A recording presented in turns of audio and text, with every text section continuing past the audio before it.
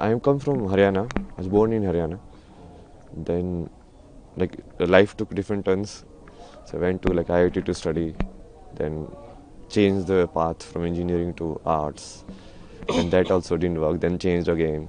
So kept changing unless like I arrived at the final truth, you can say. Then after that, I started exploring. Okay, so what is it like? It makes it. What is it the other people have discovered about it? Then I started like when you see Sanskrit, like how Sanskrit was written and composed. What makes Sanskrit so special? So if you see, the Maheshwaraya Sutra, like this Panini says, no, like he was in meditation. Then he got this sutra. It's like the Damru of Shiva, like Shiva gave him this, which is the base of the Sanskrit language. Then how it is composed, like with respect to grammar. So all of this knowledge, like it should be combined. It's not like separate, like like linguistic is like they're like this is a linguist guy, this is a spiritual guy, this is a Baba guy. No, because earlier the Rishi used to do both actually, and that was the method of doing it. Like if you study Ramanujan, like his math equation come from like Devi only. The same with me only. Like I only do Bhakti of Shiva. All of my knowledge, like whatever I study like very less. Only some diagram I see. Okay, this is it. Then I understand it. Like Mahadev tells me, okay, like this is how it works. So that is the real way of doing it. What was the main thing that triggered you into spirituality? You can say like the quest for the answer, quest for the knowledge. It took different forms in outside. Like initially you are searching for the like meaning of life to do what is like substantial in life, but then you shift. Then it was like then you are going through like mental health problem. Then the question was like how mind works. How do you get rid of these unwanted thoughts in your mind? Which I think is very popular question these days. Like people, that's why a lot of people are actually getting attracted towards spirituality. Not towards like getting moksha, but towards like okay, how do I actually calm my mind and reduce my anxiety and all of that, which is fine also. But then you have to connect it to the root also. Like what is the base of it? Why so many techniques and meditation techniques are there? It's not just to calm your mind. It's basically there's a different motive to it. And what is that motive and why is that motive so important that so many people have done and given their entire life to it?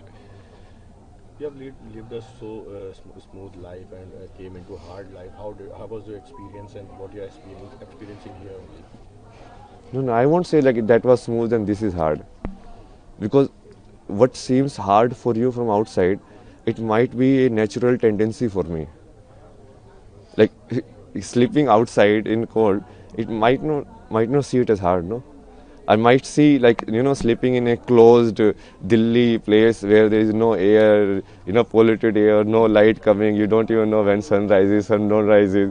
That I will consider hard, because then you are completely lost connection with the environment. Now here at least you know you are with the nature, so it's much better, much easier than staying in completely closed cities and like that life. So it's a perspective. Like that was hard and like this is like easy, or like that was easy, this is hard. For me, it's like same only.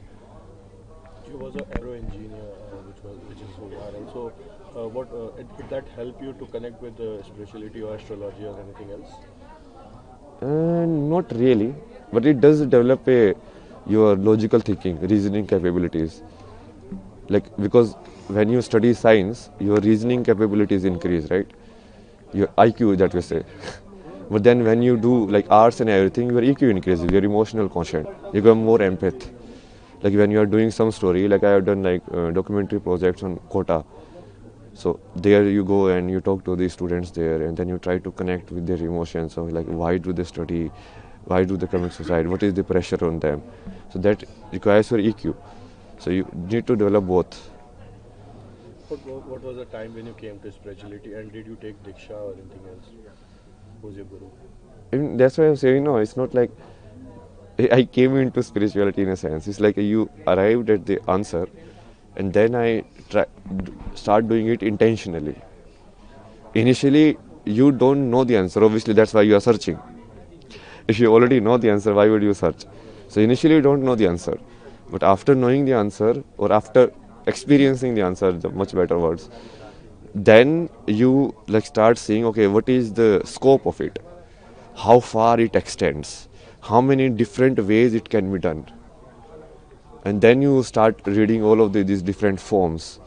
Okay, this is how they have created Bharatanatyam, this is how they have created like Sanskrit, this is how they have created like all of these astrological charts, this is how, you know, the Rashi, which is say the signs, the 12 signs, these works.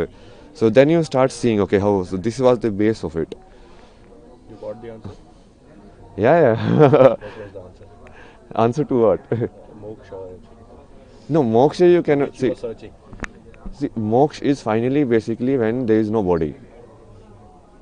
Right now, it's not complete liberation in a sense. Complete liberation means that you are not in this world. You are liberated. Right? So you won't take birth only.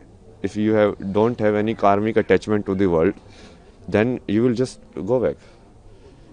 So that will happen in the end, like complete moksha that you are saying, complete mukti, like liberation. Thank you. Your name? Abhay Singh.